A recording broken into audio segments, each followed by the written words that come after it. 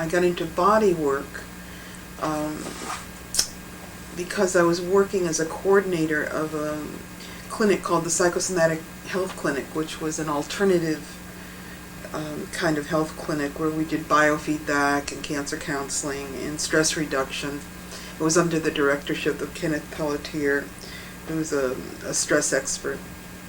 And I met a woman there by the name of Marion Rosen, who's well known in the bodywork field, and she's the one who pulled me into bodywork.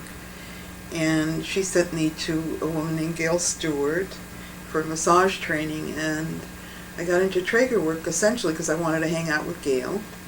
And so I went to a Trager class, and it wasn't until the class was over and I started practicing the Trager that I could really say that I got into it.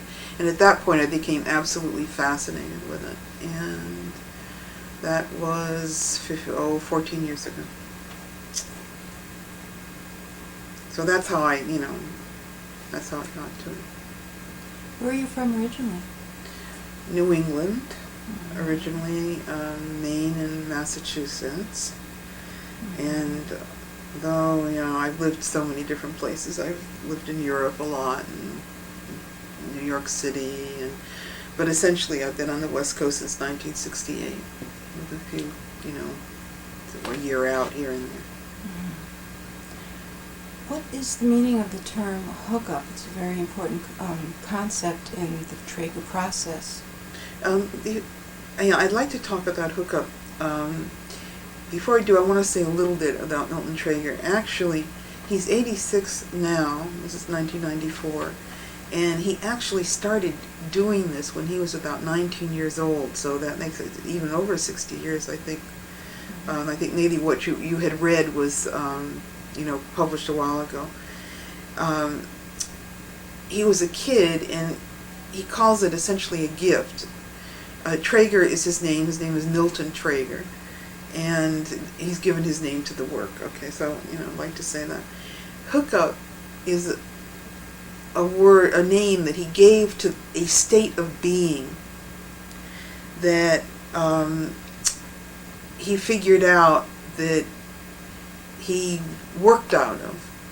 In other words, when he's trying to start to teach people what he did, he had to figure out what he did, right? And so one of the things that he realized was really important, that when he was working, he was in a certain state of being, and he called that hookup.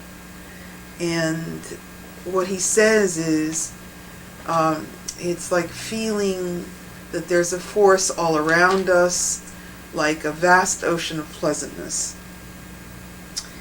And I guess you could say it's akin to a meditative state. It's akin to a prayer state. It's from the way I talk about it is that I say it's occupying your body 100%, which means something to some people and would mean nothing to others. But it's being in your body. It's having awareness of being in your body. Knowing where you are, where your feet are, where your everything is. Mm-hmm. Hookup is a state. It's a feeling state. Okay. But Trager is a movement meditation. In other words, and so aside from the state of being in this, what Milton calls hookup, you could call it a lot of different things and different kinds of work, and they call it something else. But anyway, then there's a process that is done with Trager, and which is again separate from the technique. So there are many dimensions in doing the work. Mm-hmm. And it is I call it a movement meditation. It's a neuromuscular re-education system, and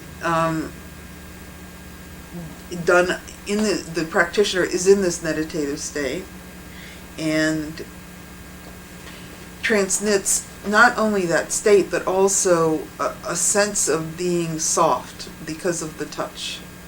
Mm-hmm. And then there's all the activity that happens with it, the movement. Marion Rosen called it bliss. It promotes, I must say, everybody gets something else out of it. I mean, it depends on the person receiving a whole lot. but it's akin to feeling contentment and bliss and calm and peace. It generally produces an active peace. In what sense? It's dynamic. It's not a kind of where how could I say it? Where you just want to be quiet. Mm-hmm. So you would say it's an energy. It's a release of energy. And a release of energy happens, but it makes for a state of dynamic peace. That's what it's like. It's lively. It makes you feel alive. Now I've read that one intention is to empower the client so that he or she can be his own therapist. Can you talk about that? Yeah, I'd love to, because I think of my practice is about empowerment. We have a whole movement component, which it's also got a funny name called mentastics. It's it's not a regular word, and it's short for mental gymnastics, a made-up word, but it's the Trager movements, and it's what we teach our clients and what we teach people to do for themselves. There's also the body work component, the table work component, right? There are two different ways of working with the work, and they have the same process essentially. Trager is particularly empowering to clients because it's a feedback system. The body is moved, right? Mm-hmm. And in such a way that the person's nervous system is feeding back to themselves what's going on in their body. And essentially, we as practitioners work out of the state of hookup, and essentially what we are doing is a process of feeling and asking.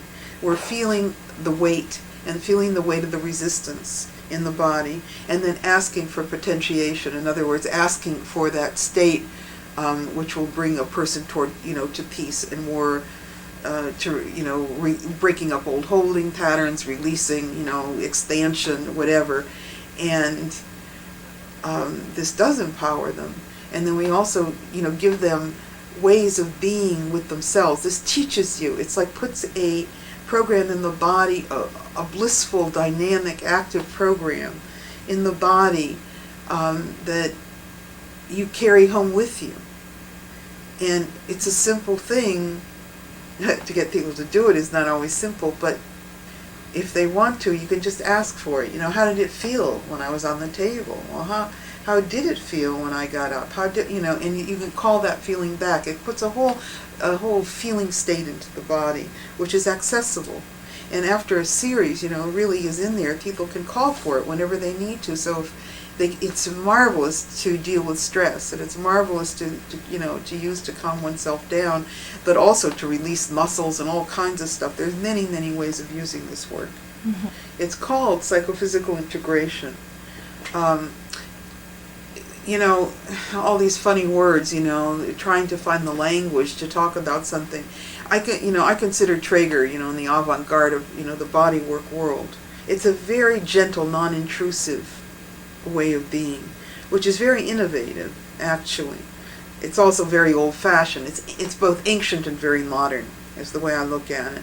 Ancient communities, cultures often, touched each other in gentle, loving ways.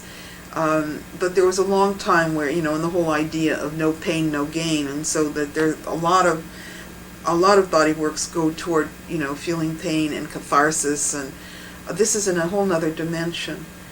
Mm-hmm.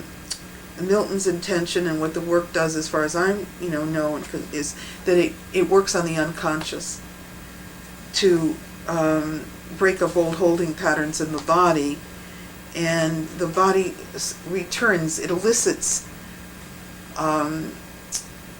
like a pristine state in the cells, is the one way I've thought about it. Rolfing is called structural integration. Feldenkrais calls itself is functional integration, and Trager is called psychophysical integration. Now, they all do all of these different things, and it's sort of arbitrary which one they fit in. With my practice, I'm interested in all three: structural integration, functional integration, psychophysical integration. It's incredibly effective. I mean, I don't want to say it's a panacea, because there's some things that it's not good that people. It's more individuals who don't respond to it for some reason or another.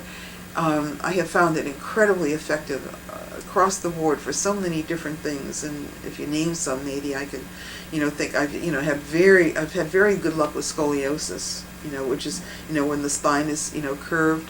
I've worked with people who have dysfunction in the valve in the top of the stomach, so it won't close, and they get this eruption of gastric fluids, which is can make it like an ulcer in the esophagus, and I've been able with one session to intervene in that process, and what the work does is like it returns the body to normal, like it resets the body into a more normal state of being, and it does it following a person's process, so it's very gentle and very respectful and non-intrusive. I mean, it's great. It's fabulous. Would you say it's a very intuitive type of encounter?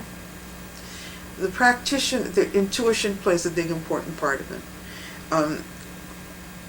I question, intuition. What does intuition mean? I've been told all my life that I was very intuitive. And, after a while I realized, what intuition is an accumulation of a lot of knowledge on levels that I may not have been conscious that I had been accumulating. So it's like intuitive, it means I got a lot of information in my computer, so to speak. It has to do with self-trust. The process is one of feeling and asking. When I say feeling, I don't mean emotions, I mean sensation. And it's in feeling tissue, it's feeling the weight of the resistance, and asking, how should it be? Well, you have to have a certain, trust, and the answer comes, and sometimes it comes through my hands, not sometimes, it comes through my hands, and my body manipulates the client in a certain way, and they get certain information, and then it goes around, and then I feel for something else. And it's not an analytical kind of thing. It's not an intellectual. Rolfers are much more visual. They look at structure, like they're like the engineers, the bodywork world, and they look at how you are in space and how you're aligned in space to get the optimum dysfunction, because we're all we're all trying to be up in space in various ways, and we at one point, if you believe in evolution, we're all coming from 4 feet to 2 feet, if you might look at it that way. So we all have our different relationship with space. And the Rolfers, that's what they're interested in, is, getting a good alignment. The Feldenkrais people, for example, are much more they're interested in function. And I don't see how you can separate any of it. I don't see how you can separate any of these things. They all are part of one another. And the psychophysical integration, Trager is particularly effective at breaking up old holding blocks. The longer the blocks have been there, the longer it takes to get them out. And Milton is amazing. I mean, he can work on people, and he can say, something happened to you 2 years ago. And so I asked him once, well, how do you know that? He said he can tell how long it takes him for the block to come out. So if somebody has had something that's goes back to very early childhood, birth or fetal period or something like that, it takes a longer time to work with it. But eventually you can even work with that. The body is very plastic, it's very moldable, it's very changeable. Everything moves. I find it interesting that Dr. Trager does not see this as a medical treatment. He calls it a learning process. It's an educational model. It's a re-educational model. It's re-educating the body being to be more whole, more healthy, more expanded, more in itself, by getting all the restrictions out. So the Trager process is a very holistic approach. Yeah, I heard something talking about, holistic, it's another, sort of buzzword, but yeah, it deals with the whole being at all times, no matter what you're doing. And no matter where you're working on the body, you're working on the whole being. The way this works is in what I call it a non-pathological model. In the sense it doesn't look at the body for what's wrong with it. In what's tight or what's, it deals with the restrictions, it deals with the congestions in the body, it deals with the holding patterns, but in a way that's non-judgmental. It's extremely non-judgmental, so that when you pick up an arm and you're feeling the weight, you're just feeling the weight. It's a kinesthetic experience. Milton is a kinesthetic genius, and you're just feeling the weight. It's a feeling. It's a feeling state. And then you ask, well, how could this be lighter, or how could it be freer? But it's not picking up the arm and saying, oh my God, this arm is tight and this has to come out. And so it's very supportive, and it people tend to trust, because they feel you're there with them in a non-judgmental, completely accepting way, and it allows the work to happen more. Now, under what circumstances does someone not respond to this particular work? Or does that happen?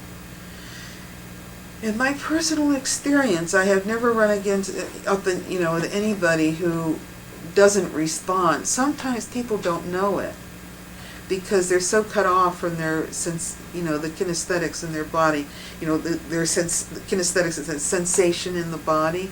Some people are very cut off from it, so they don't feel it, they don't know it, and people are cut off. Sometimes I think it's just, a family disposition.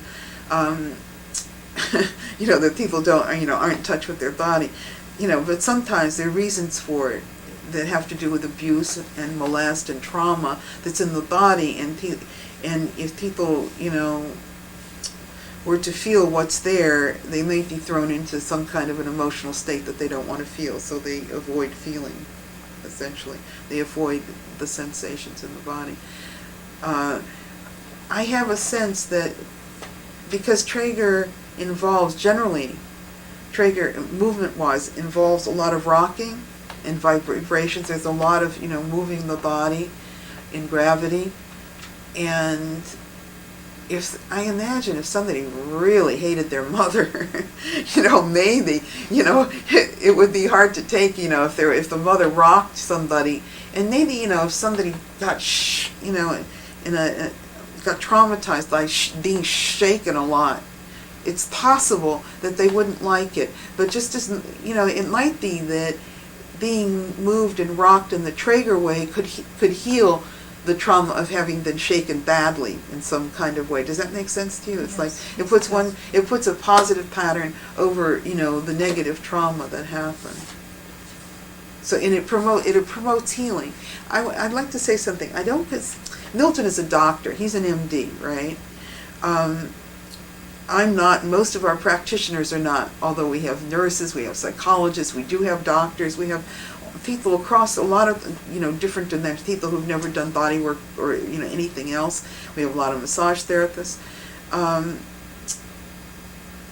It's an education model. We're not trying to heal anybody, and I don't think of myself as a therapist. Mm-hmm. It's not considered a psychotherapy, but it can produce emotional insights. It can produce awareness. It can produce emotional insights. But what I wanted to say was that, let me how to put this. I consider myself that I'm facilitating, that I'm catalyzing. Sometimes I guide, right? I witness. I think the witness part is really important in any, so-called healing dimension. The witnessing is one of the most important parts of, the whole thing. So being present, and that's also in hookup. What you are is present. You're in your body. You're present with, Milton is so present. He comes into a classroom, and he's not looking all over the place. He looks at the tables. He makes sure all the hooks are down and things are right. He's present. He's in the present. He's in the material world, present, but in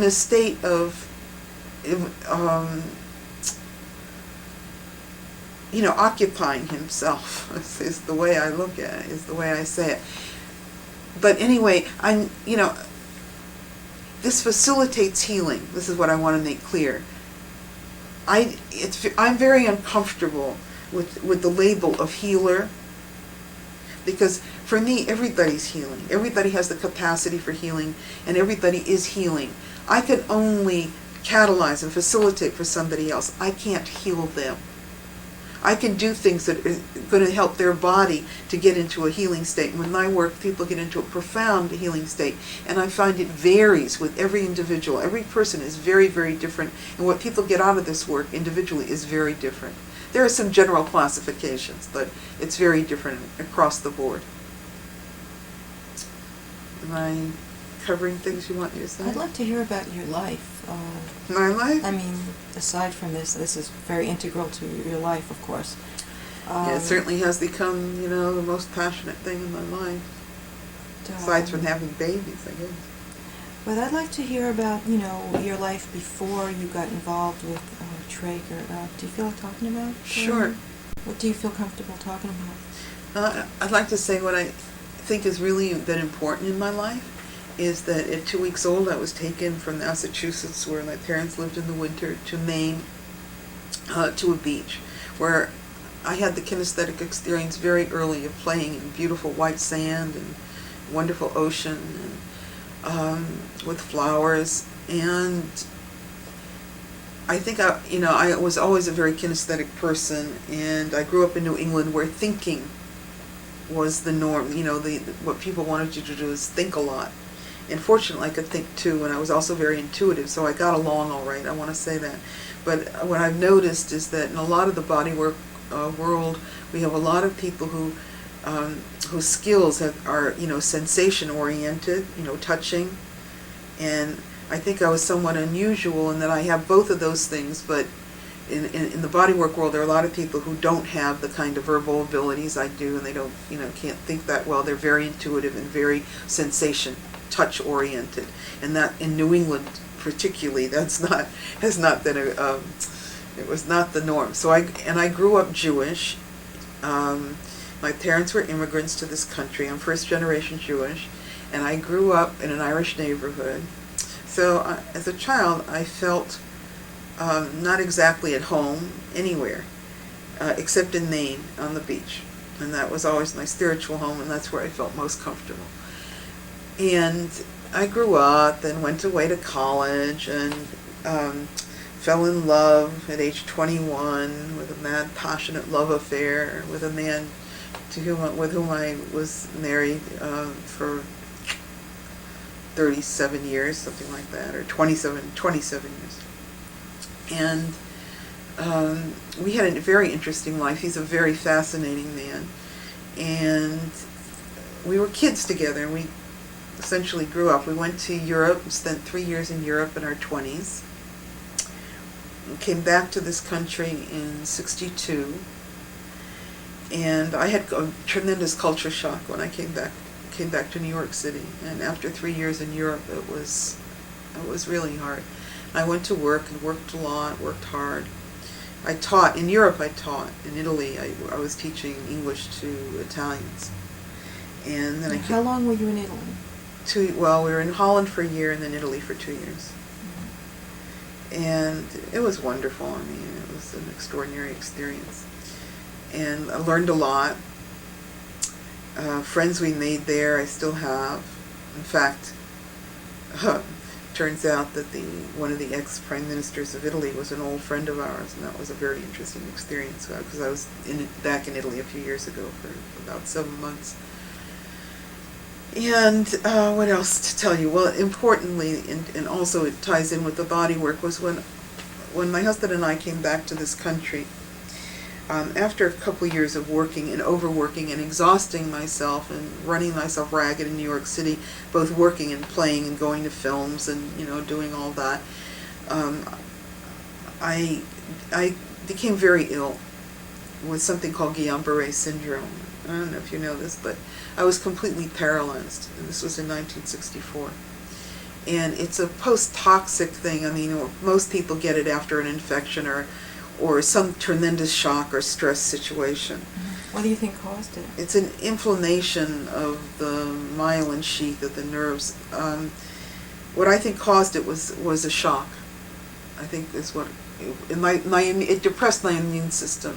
My immune system was depressed anyway, and I had German measles, and it was a German measles epidemic in '64, and I was very sick. My immune system was very depressed, and I then had a shock and the next thing I knew, I was starting to get paralyzed, and they sometimes call it creeping paralysis, and it starts in the feet and it goes up the body. And it took us about a week to get me in the hospital. The doctors were saying it was hysterical pregnancy, hysterical whatever, because I was pregnant actually when I got the German measles, and they said I had to have an abortion, which was what was the shock that I was dealing with. And I wasn't asked, I wasn't consulted, I wasn't counseled, I was told that I needed to have an abortion. And that was pretty shocking. I was 28, and it was my first pregnancy, and I had just found out I was pregnant, so I hadn't even integrated that I was pregnant, and then, I had to lose this baby. So that was very hard. And I had a lot of experience in those few years with the medical profession, and in some ways, maybe they saved my life. In some ways, maybe they made me much worse. So anyway, that's a whole nother subject. But having gone through that, I learned, and I am kinesthetic. I felt my body, and I knew it was my nervous system, but I didn't know what. The doctors, wouldn't listen, and it was very hard at the time. And my poor husband, he was frantic, and it was very difficult for him, harder for him than for me. And so, I felt my losing my facility from my toes and finally, up to my arms. And at that point, I got into the hospital. And then it heals in the same way.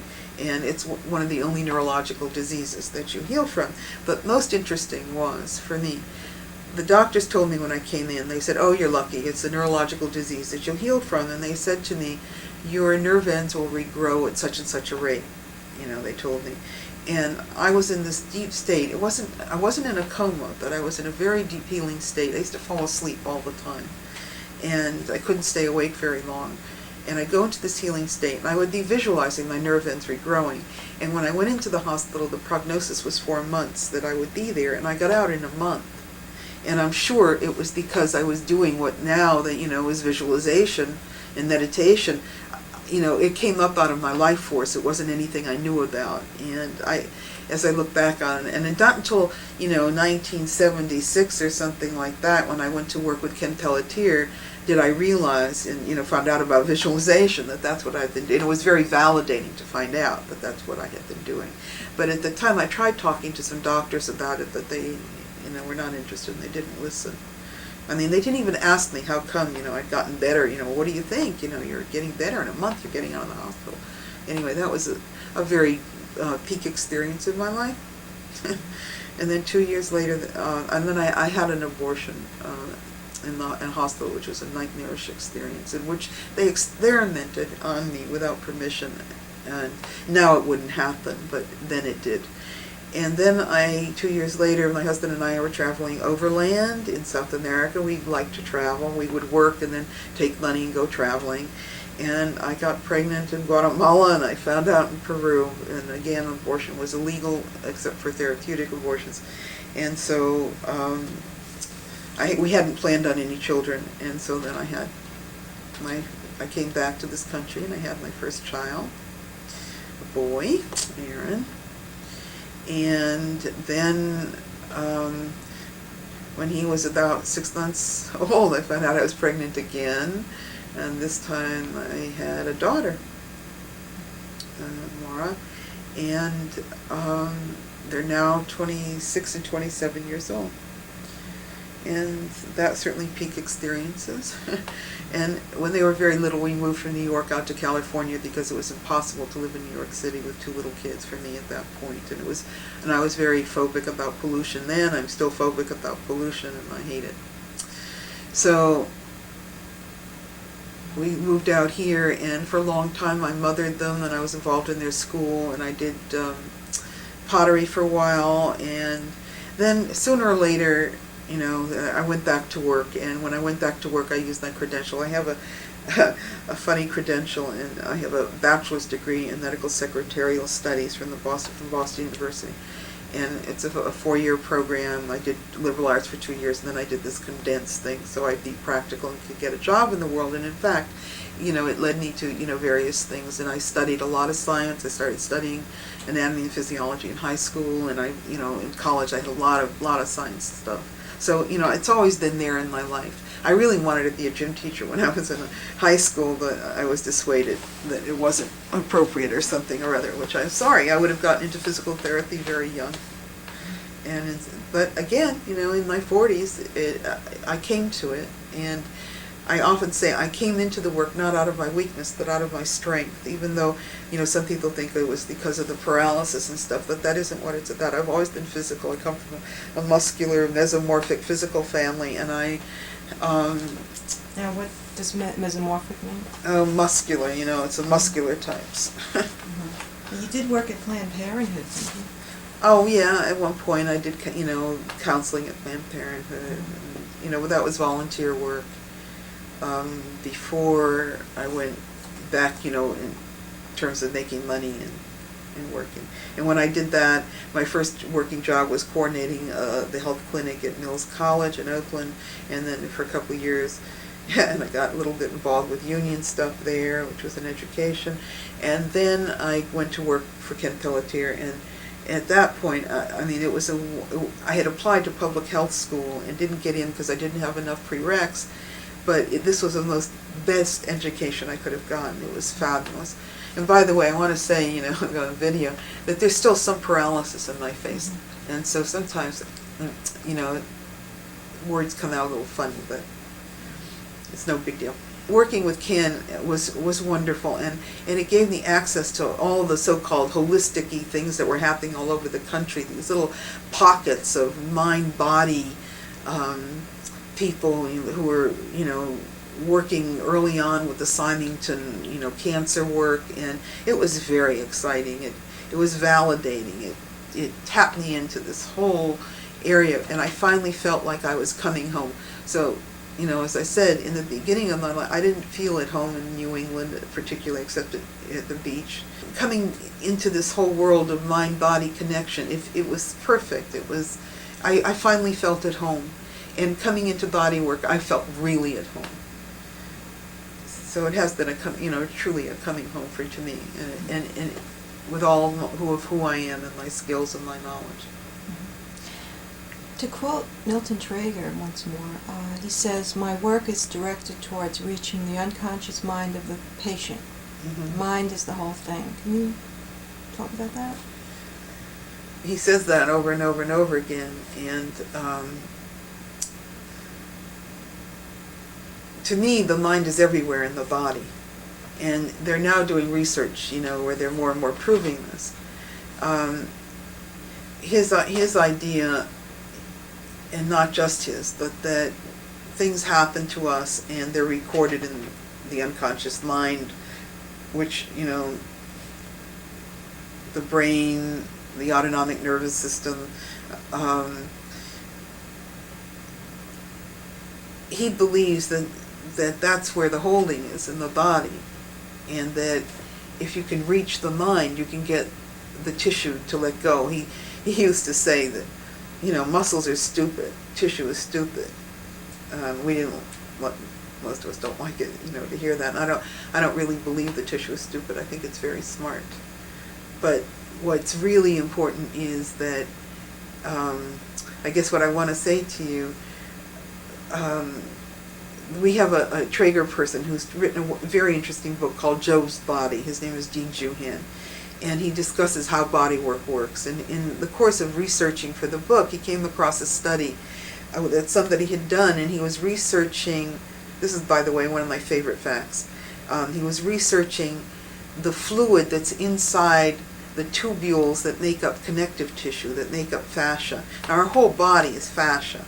It is connective tissue that it you know, forms the cell walls. It forms, you know, covers the muscles. You know, without fascia, we'd be a puddle on the ground. It's what gives us our structure. And what it's made up of are these tiny tubules, and they have a fluid inside them. And this man discovered that the fluid inside them has the same pH, and the same acidity level, and the same molecular structure as cerebral spinal fluid, which is the fluid around our brain, our spinal cord. So I don't know what theory you can deduce from that, but I think that's a very interesting fact. And so for me, essentially, the mind is everywhere in the body. And for Milton, I don't know, I guess you'd have to, he just keeps saying, you're working on the mind, you're working on the mind. And, I equate it with the autonomic nervous system. But it's also with the conscious mind too. It's working with every part of the body, actually. But basically the body worker communicates to the nervous system, and That's then right. that gives a message to the tissues, to the physiology. The muscles know how to expand and contract because they're told by the nervous system. The muscles have cells in them called spindle cells, which are part nerve and part muscle, and they record how long the muscle is, right? And so they get their messages. Everything. Our bodies are really, it's the Western viewpoint. We separate everything, and they're not separate. There's nothing separate in the whole thing. Everything works together. The nervous system, the endocrine system, the muscular, neuromuscular system. It's all one system, interdependent, just like we essentially are as people, interdependent. It's the microcosm of the macrocosmos. Yeah, I'd really be interested to know more about your experiences with your clients, and what have you found as far as the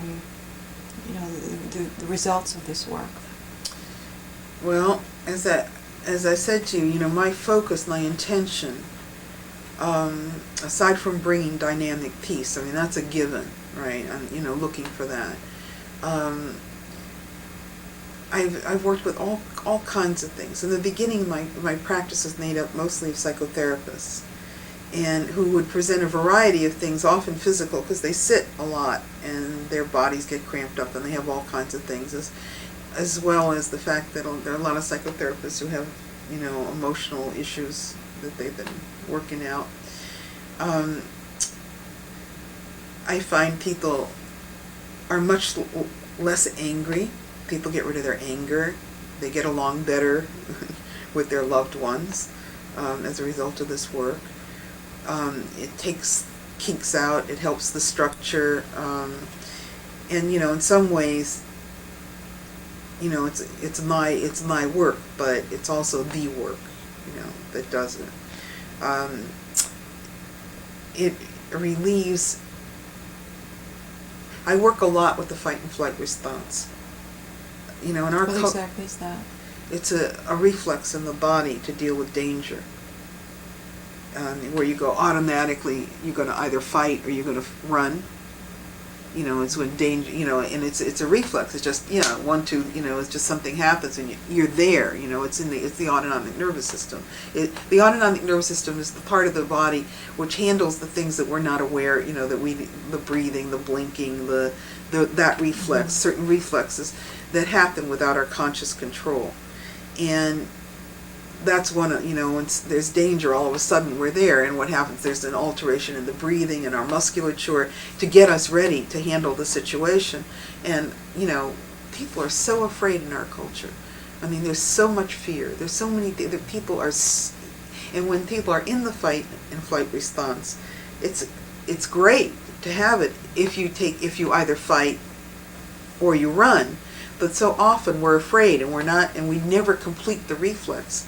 And so the body is steeping actually in the hormones that are produced to help you to rise up to this emergency, right? And to do this thing, like when you're riding in a car and all of a sudden, you almost hit somebody and your body flushes, with adrenaline, the way we talk about it. Well, there are other hormones too that happen. And when that happens, and if you don't act, your body is filled with those hormones. Well, we're in a chronic, so many of us are in a chronic state of living with that kind of fear in our body. And what this work I've had tremendous good luck working with people who are in that state, and there's so many of them. Where does this fear come from? Where does this fear come from? It's the body's reaction to danger. We experience danger everywhere. Mm-hmm. And we're, when I say we, I'm generalizing. And people who live in the country, maybe experience, less. Anybody's living in cities these days, you're constantly looking out. You're constantly aware somebody's, is going to steal something from you, hit you, kill you.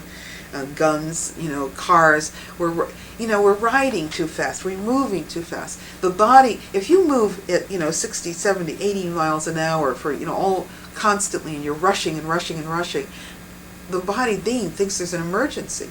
Doesn't know how to interpret what's going on. That we're not made to work like that. And so, our bodies think, oh my God, something terrible has happened. So we go into the fight and flight response, where our body's flooded with these chemicals which are helping us to deal with an emergency, but there's no special emergency. We're just rushing about to the supermarket, to work, to home, to television, to the, just pick up the kids from school. I mean, it's just a constant rushing. And this work helps a lot in bringing us back into a normal. Sometimes I say it resets the clocks in the body. And, and sometimes people come in, they're reeking of adrenaline. I mean, I can smell it. It's got sort of I don't know how to describe it, a metallic smell or something. And by the end of the session, the smell is gone. It returns their body to it returns the body to normal. And my experience, when I have it's reset, I've had it reset my blood pressure. I want to say that, I've received a lot of this work. I love it. I love to get it. You feel like with this work that you're being touched in a place that no one's ever touched you before. It's like it touches. It's like an internal itch that you have that's never been touched, because it is working through the nervous system. So it gets the body to let go from the inside out rather than forcing anything out. And I have people who get off the table and they feel freer, they feel lighter, they feel more in their body, they feel more that I like it when people say, I feel more myself. I really like that reaction. People, I feel calmer. I feel, generally pain is relieved. And if it's not relieved within a session, it's usually gone in a couple days, unless it's, some, a terrible, really difficult kind of thing with a, collapsed disc or something like that. I've also worked, for about 2 years, once a week, I worked with a friend who had been in an auto accident and had been in a coma for 8 months, and had, was pretty close to dying. They didn't think he'd recover, and he's one of my biggest teachers. Working on him has taught me enormous amounts, and because I couldn't do the same things with him that you can do with a normal person, and so I really got to experience the power of just being in what Milton calls hookup. And asking, feeling and asking, well, how should this be? Because I couldn't move him around a lot. And slowly, just asking and the transference of, that feeling state and the softness and the state of hookup. After a while, I could move him more and more and more. And they didn't think he was going to live, and I think sooner or later he'll be walking. So it's pretty fabulous. And he's had a lot of different kinds of work, but he likes my work best. Which is neat. What else? Oh, I love working with pregnant women. Oh, I love working with pregnant women. I'd like to hear about that. Oh, it is so much fun. I find the most part, I don't work on belly, on the baby themselves, because they get the results of all the movement. And I feel like the mothers really need it.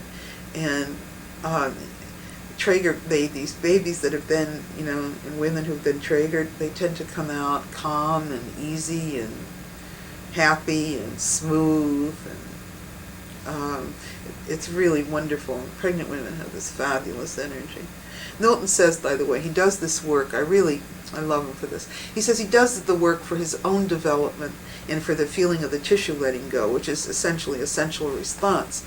sensual response, right? It's a sense response, a feeling response. And I want to say that I don't feel like a do-gooder, although I've probably been doing good all my whole life, but I really do it for that satisfaction and for my own development. There's tremendous development that comes from doing this process, because it is a meditative process and it's a discipline, because you're focused. And it's a tremendous luxury. After a life of being a woman and a mother, and focusing on everything and taking care of everybody and having to do 10 million things at one time, even though Trager also involves lots of different things at one time, including your own body use and how you are in space and stuff like that. It's a tremendously luxurious focus of feeling the weight and feeling the weight of the resistance and asking, how can this be? It's an incredible process. One of it truly gives faith, and that it's quite amazing. What else did I want to tell you? People get off the table; their coordination is usually much better. I'm very interested in integration and having people being in space in a better way. But I've had tremendous luck. With sciatica, simple things, sciatica, stomach stuff. People's menstrual cycles get easier. It's helpful to promote clear thinking. That's very interesting. It clears the mind. I mean, I get people in here who are overworked and they're just, what do they call them? I'm shattered, I'm frizzled, I'm frazzled, I'm burnt out, I'm, what do people use different words for the state of being where they've just come to the end of their whatever. I can't think, I can't write, I've got a block. It fosters creativity. It clears the mind. And, the way I think it does this is by getting there are lots of ways I think it does it, but one of the ways is to produce the good, mood-enhancing chemicals in the body. It promotes, endorphin production, I'm sure, and whatever, the other, I think they're, I don't know what the figure I read last was, 49 or 89 mood-enhancing chemicals are made by our own body, and I think that the work, helps to do that, and then everything starts working better. The neurotransmitters, everything goes. I'm never bored with this work. I find it fascinating. I never know how it's going to be. I never have assumptions. Sometimes I'll see somebody and I'll say, well, next session I want to work on something or other, but life intervenes and they come in, and so it's like it's always something different, and I never know what's going to be presented. If people lived in a vacuum, whatever, but they don't. They live in stressful lives. I find it's really different working with people who are on vacation than with people in their everyday lives. People on vacation are, ready to relax more, and, different things happen for them. Some people I work with for maintenance, I had one client who had almost died from kidney failure, and this work helped her to get back on her feet. And it wasn't the only thing, but it really helped her a lot. I forget all the things that this work, it's like, and it works with, it helps with migraines. It can interrupt migraines. It can, definitely help with headaches and freedom, especially any kind of muscular headaches. It's interesting, by the way, Glenda, that I found out people call headaches, I always thought of headaches being up here, right? But some people call headaches, in the back of their head and their neck, the jaws. This is all, it's all headaches, and it's tremendous. It's good for TMJ. It's very good for working with asthma and breathing difficulties, and it's good for muscle stuff. Even with sprains, if the practitioner knows how, you can get people walking much faster. With sprained ankles and stuff, but it's very delicate work. Yeah, have you been involved in any other forms of body work? Yeah. Aside from Trager? In my training? Your training. I worked extensively with a man named Peter Levine, who's an expert on post-traumatic stress syndrome, and I'm very well trained from him in that area. He helped me also to get some of the medical trauma out of my body, and I'm very influenced by his work. I don't know what he's calling it these days, but He's had a tremendous influence on the Rolfing community too. He's a very interesting person. Lives in Reno and travels all over. And Marion Rosen certainly had, I did some studying with her in the beginning. I've studied along the road. I've investigated, other kinds of body work. Orthobiotomy interests me to a certain extent, but though I really haven't studied it.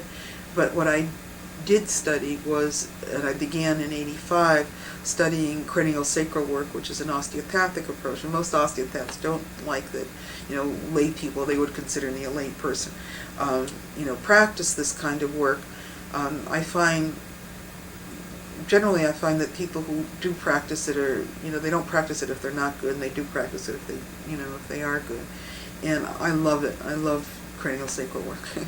And I do both in my practice, and they work very well with each other. And the process is very similar, except with craniosacral work, you're feeling for what's called the craniosacral pulse, rather than feeling the weight. But it's the same process of feeling and then asking for what you want. And I'm impassioned about that work too. One of my major body workers is a Rolfer craniosacral person, and I've done some studying with him, and I've worked with him for a lot of years now, and I've learned a lot about the Rolfing system, and he's one of the avant-garde Rolfers, and it's very interesting. So there has been a cross-fertilization, and Trager has affected a lot of the other body works. And in fact, in massage schools now, a lot of people they teach rocking. But to be rocked by somebody who hasn't been Trager trained is not the same thing. It's very, very different. Because if you're not in that meditative state of hookup, and if you're not actually feeling and you're just rocking, it doesn't do the same thing. It's very interesting. It does not penetrate in the same way. So intention and where the focus of the mind is really important. And it's an effortless focus. Mm-hmm. So it's a different intent and focus compared to other forms of body work. Yeah. Milton is a special person. He's quite nonverbal and very much of a kinesthetic genius. And it was when he first started teaching, he didn't really know what he was doing. So we've been figuring it out over the years, and our training program gets better and better as we begin to know more. And by the way, this Dean Juhan, who wrote Joe's Body, who's a very interesting man, is working on a book now called The Psychophysiology of Hookup.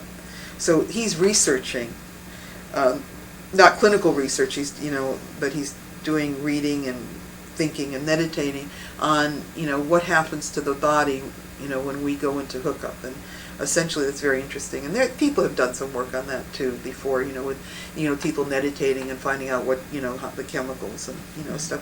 There's a lot of interesting research going on now, and they're getting to the point where they know that when people are happy, there's a different set of chemicals in the body than when people are not happy, when they're sad or they're fearful. And so there's more and more research going on about that. So we're biochemical systems, and it's fascinating. And the whole stuff with the immune system and AIDS has brought on a whole new sets of research going on. And it's going to be fascinating what they're finding out in the next numbers of years. And this is the avant-garde, and we call it alternative, but I think maybe within 10 years, work like this is going to be in the mainstream because it works. It works on a preventative basis, and it works with a lot of things people are dead-ended. They're not, especially neuromuscular stuff. I know a number of my friends have worked in neurologist's office. For neurologists, because especially with headaches and stuff like that, because it's so much more effective than medication. And it works on, I feel silly saying, how many different things it works on, but it does.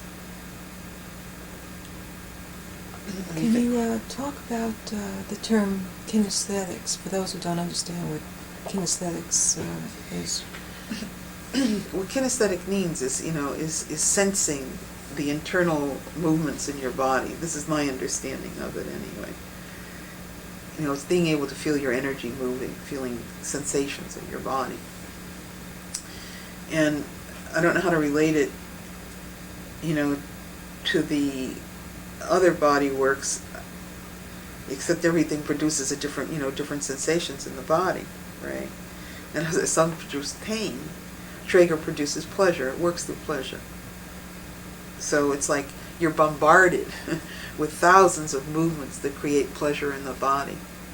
They're just beginning to understand, about the magnetic fields and how we're bombarded by electromagnetic, energy all the time. I understand in LA, the garage doors, there's so much, frequencies going on. The garage doors go up and down by themselves. And, we're not immune to feeling these things. I mean, they affect us.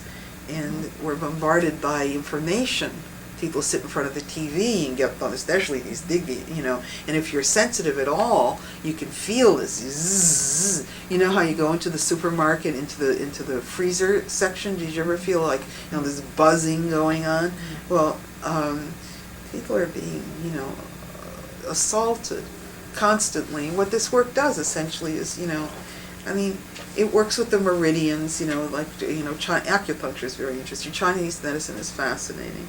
And I've done a little study, the systems, and it feeds my intuition. I follow my passions and what feeds my intuition. But all of these things, what Trager does, and all of the body works on one level or another, whether they know it or not, are working to reestablish healthy, bioelectrical fields. And my vision is, some people feel like, at the moment of conception something happens and all the soul comes in or something. I'm not sure about all that. What my experience is that the body metabolism produces an energy field. The things that are going on in the body produces a field, and that it's all around us and we're in it. And so when Milton said, and we're in our energy fields interconnect with other people's energy fields. So when Milton says, feel the force all around you, I think what we're feeling is ourselves, actually. Or we're feeling our own energy field that we're producing out of our body's activity. When I talk about the work, it works in different ways. It works with the memory in the muscle cells, right? Which is, these spindle cells keep track of how long the muscles are. So we work a lot with elongation. We do a lot of stuff with elongation, and which interrupts the memory in the body, in the tissue, and gets it to reestablish, a new way. So we break up holding patterns, but also we're putting in a new state of being, not just with the feeling, with the touch, but it's like a lot of the movements that we do elicit a feeling of freedom. In other words, it's showing the body how it would feel if it were free. So there are a lot of movements where we're moving the arms and the legs freely and moving the whole body in a way, and you're passive on the table. And then when you get up, we teach these mentastics where you continue to move your body in ways that are free. It's like, oh, I can do that. Oh, yeah, so it puts this memory in, oh, I could do that. My belief system is that it only takes 3 times to do something to make a habit, and it takes a longer time to get it out. And I wanted to say something about, how trauma, stuff gets into the body. Things happen to us. We can't integrate them. They get stuck in the body. One of the ways this work works is by, it's like, for example, say you want to grab somebody and hug them, right? And you put your arms out, to hug them, but oh my God, you can see they don't want to be hugged, so you pull yourself back. It's like every time you do that, you pull back, there's a certain holding gets created in the body, unless you can relax it right away. Say somebody's coming at you and you want to swat them, right? And you don't. Again, this stuff gets stuck in the body. So we work a lot, with showing the body the motion and it completes the action. It finishes the activity that never got completed. So it works reflexes like that. People have, and I think it starts in the fetal period, so much stuff, that we accumulate. And, people used to die at a young age, and that was that. But people are living a long time now. So they're getting to confront all these, these traumas and disabilities. And the body work world in general, they're all, beneficial. of course I'm partial to what I do, and I think that this work is just absolutely amazing in terms of what it does. And I think it's interesting. I can tell you what people don't like it. There are some people who are used to really associating pain with it, with progress and with growth. And this work is so pleasurable. People sometimes feel, it feels too good. It can't be really doing me any good, or they don't give themselves over to it and sometimes people aren't happy. They're not used to getting the kind of nurturing and pleasure that comes from it.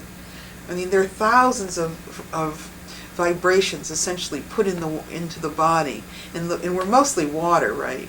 And so it keeps on working, and it keeps on working, and it gets the body to let go from the inside out. And what else can I tell you about it? It's fun. It's so much fun to do. It is so much fun to do. I just love doing it. And it's somebody wrote they thought there was greater benefit from giving it than receiving it, but I'm not so sure about that. I love to receive it. I once received like 7 sessions in a 2-week period, and I was still training and learning. I had a lot of trades coming in. I trade with some friends. And actually, my housemate also is a physical therapist who also does Trager and cranial sacral work, and we work on each other. That's a fabulous deal. It's very good. Every household needs a Trager practitioner. I mean, I would love, if I had my way, I think children should be taught the mentastics when they're very young. The mentastics, I want to talk a little bit, it's a way of being with your body to take care of yourself. You talked about the empowerment issues. It allows you to, so say all of a sudden your shoulder is tight, right? With the mentastics and the mindset, so the mindset is, feeling yourself, right? Acknowledging where you are, and then asking for change. And it's that acknowledgement without judgment. It's not, oh, my terrible back, oh, it's bad, that this has happened. You think, oh, my shoulder's a little funny. And so you just, you sort of work it, and you get vibrations in, and you work it out. So it's a way of being. And I use it. I have, sometimes my body will spasm up this way or that, and I can for the most part, take it out. People use it. People have used the mentastics for all kinds of wonderful things. People have taken this work. I have one client who had surgery, and she used everything she had learned, from here to go into surgery in a very positive frame, and she healed very fast from it. I think it's good for post-op things, within limits also. And God, what is it not good for? I don't know. It's not good for very swollen joints. I say that, if you've got red, very swollen joints, it might, not be good. But other than that, it's mostly good for everything. I wish the insurance industry understood that they could save a lot of money if they started, paying for all what so-called alternative, preventative kinds of approaches to health. And if they started dealing with health instead of just sickness.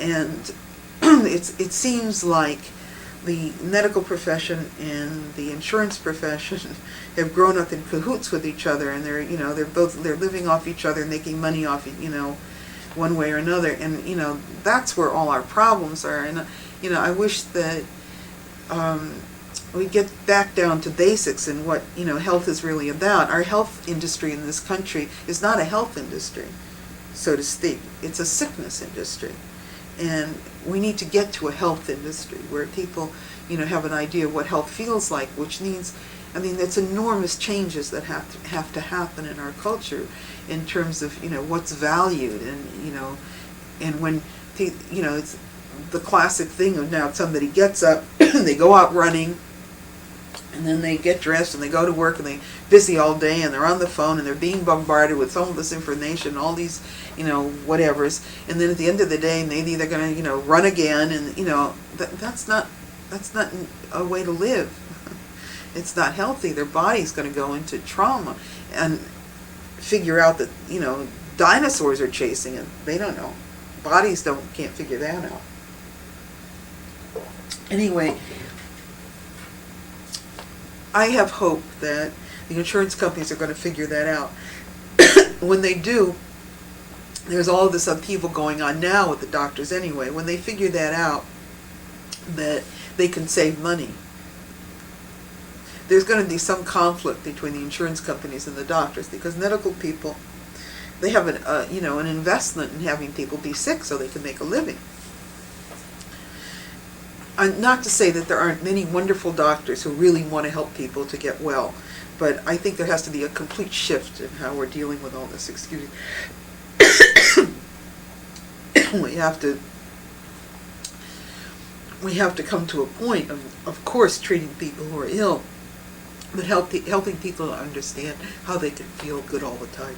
Sometimes people will call it, the Trager experience.